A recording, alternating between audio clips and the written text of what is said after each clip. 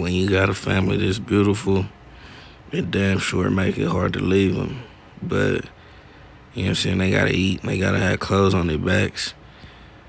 You know what I'm saying, they gotta have a roof over their head. So sometimes you gotta pack up and take a trip. You know what I'm saying? And then you had to pack his bags and hop on a plane, two planes technically, to get from Cali to Colorado. You know what I'm saying? Which is crazy because I came to Colorado and there's snow on the ground and shit. Like, it's a trip. Being a California kid, born in Southern California, born in Inglewood, raised in South Central, raised in the Inland Empire. It ain't too many times in my life that I've seen snow up close and personal. But, you know, right now I'm getting to look at it and have a first-hand experience with it. I was driving big rigs, but, you know, budget cuts, layoffs, shit happens. But like I said, when you got a beautiful family like that, it make it hard to leave. But, you know, they gotta have food on the table. They gotta have clothes on their backs. They gotta have a roof over their head. So I had to leave and shit and come get this money and drive buses for a minute. This right here, this my hotel room. You know what I'm saying? It's like my little ghetto MTV cribs and shit. You know what I'm saying? It's cool. Nice little bathroom and whatnot. The room, low key, I guess because when I got to my room, shit low key kind of dark. But, you know, the closet, ironing board and shit. Motherfucking 2 beds. I don't know why a nigga need 2 beds and it's just one me, but fuck it. I take it. This goddamn little bullshit ass refrigerator is crazy because I opened this shit up thinking it's gonna feel like a real mini fridge. That shit was kind of warm, so I don't know what's going on. And it ain't like I could turn up the dial on this shit and make it colder. But fuck it, it'll do for now. I ain't even supposed to be here that long. I'm only supposed to be here for like 10, 11 days. But shit, it is what it is. The hotel got an indoor jacuzzi and an indoor pool though. So it's like, shit, I could go hit the gym, then go hit the pool, even though a nigga can't swim. And then, you know what I'm saying, hit the jacuzzi. That way, you know what I'm saying, I'm nice and refreshed and whatnot. This shit right here tripped me the fuck out. As cold as it is in Colorado Springs, Colorado, this is a goddamn homeless couple. This shit was amazing to see. Yo, like, you know what I'm saying? Like I said before, it's it don't get no easier to pack up and leave your family behind and take trips up and down the highways of the country and in this case, you know, hop on an airplane and come to a whole nother city and state and do what you gotta do to provide. But, you know what I'm saying, when you know what come with certain shit, like when you know what come with being a man and being a provider and when you know what come with, you know, being the head of a household and leading your family, it's certain shit you just gotta suck it up and deal with. And for me, like, I know my son get it because he older, but I know my daughter not gonna get it until she get older. And then once they get to their teenage years and their adulthood, then I know they really understand, like, dad would leave and come back and shit, but dad was doing it so we could have different things, so we could have different kind of toys and experiences and clothes and trying different foods and whatnot. Because the more you expose your kids to, the more well-rounded they gonna be, and the better off they gonna be in life in the end. And that's kind of like what I think about to help me get through with being gone and being away. Because it's like your mind is one way when you gone and when you away, then your mind is another way when you home. But bridging the gap while you gone and finding like a happy medium, that's where shit get tricky at. But, you know You know what I'm saying? I got a great support system and a great team that, you know what I'm saying, is helping make shit easier, but it's still not easy because who would want to leave their significant other behind and not be able to enjoy shit with them? Because, like, for me, the older I get, yeah, we could fight, we could fuss, we could argue, we could disagree, but if I'm telling you I love you, one, I mean that shit, and two, even if we fight, fuss, argue, and disagree, you gotta be the person I want to do that shit with if I'm respecting your opinion, or if I'm even willing to fight, fuss, argue, and disagree with you. Cause shit, everybody don't get the privilege of fight, fussing, arguing, and disagreeing with a nigga.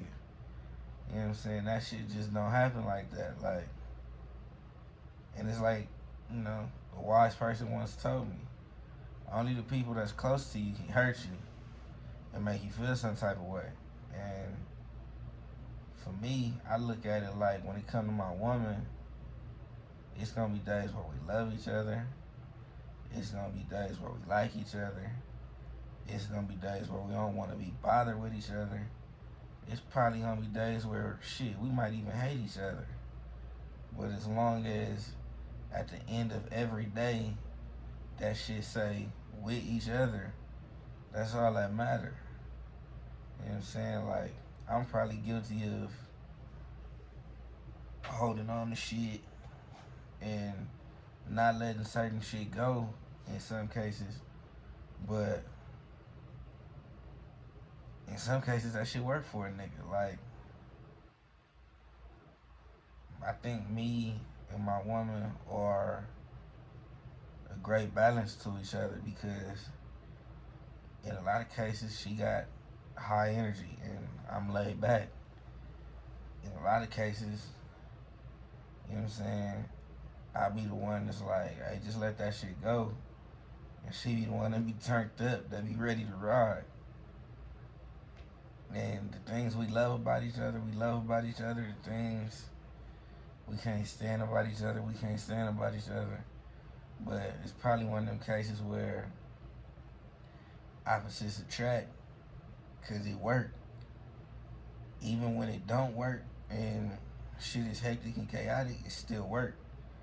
Cause I know her heart and I know she know my heart, and I've approached this relationship different than I've ever approached any other relationship that I ever had, just for the simple fact that going into this relationship I had made up my mind I was gonna do shit different, and I was gonna see where it could take me and how far it could take me. Because if you keep repeating the same fucking habits, expecting a different outcome, that's just the definition of insanity. It makes no sense and it's a waste of time. But with this one, I made up my mind I was gonna try something different and do something different. And she also made it easy for me to be able to say that she deserves something different. She's been treated different than anybody I ever dealt with, and that's a very beautiful thing. But then you add in the kids. For example, like my son, I know he get a lot. He a smart kid. He pay attention even when you don't think he paying attention. He paying attention, and I know my son gonna be okay in life because he wired different. He's a combination of me and his mom. He's smart. He's caring. He's thoughtful.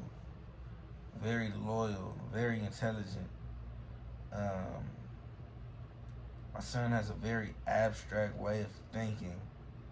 My son the only kid I ever been around that he play with his toys and he pretend his toys are people and all the toys got jobs and shit. Like, I never forget the first day I walked in on him playing with his toys, and he was acting like the toys worked at Burger King, and he told one of the toys they was fired for coming in late. Like, I never forget that, bro. That's just different. Like, what little kid thinks of that? What little kid is paying attention to their parents like that to be able to even formulate those kind of thoughts and sentences and whatnot? But either way it go, I love my son. He a dope kid. I know he gonna be fine in life. So it kind of make it easier when I leave when it come to my son, because I know he get why dad gone. It ain't just like dad leaving him or no shit like that. Like, dad just gotta go work. And shit, when he ain't in school, he know that he can more than likely come with dad. And that's all he be wanting, is he just want to ride shotgun and learn to soak up game. With my daughter though, that's where shit get hard, cause she only one. She don't she probably know dad ain't there, but she don't know why dad ain't there. And it be crazy cause to look at her like on the phone, on FaceTime and shit, like she just damn.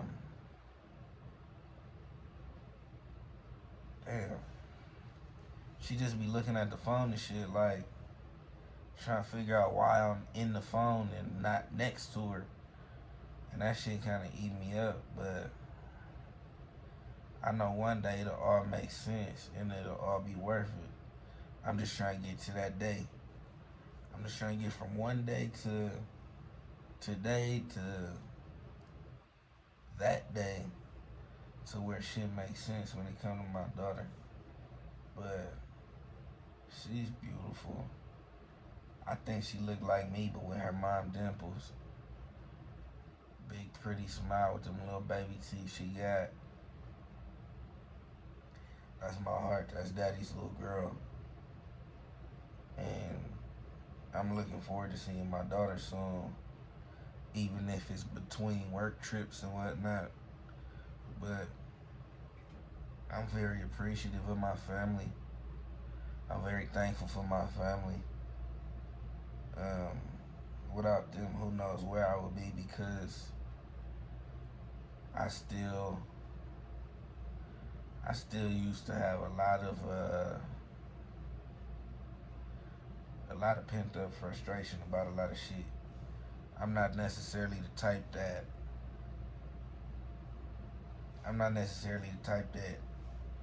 I know how to effectively communicate my emotions at all times, which is probably part of the reason why I started doing this shit. Like,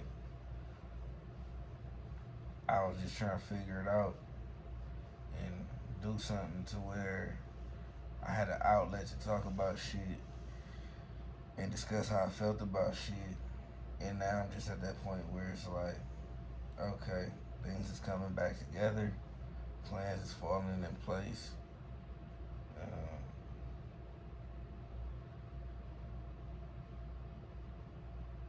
Head up, chest out, and look forward to the future. Because at the end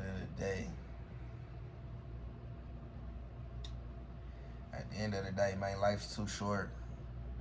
Life's really too short to not appreciate what the hell is going on and what you got, instead of focusing on what you don't have.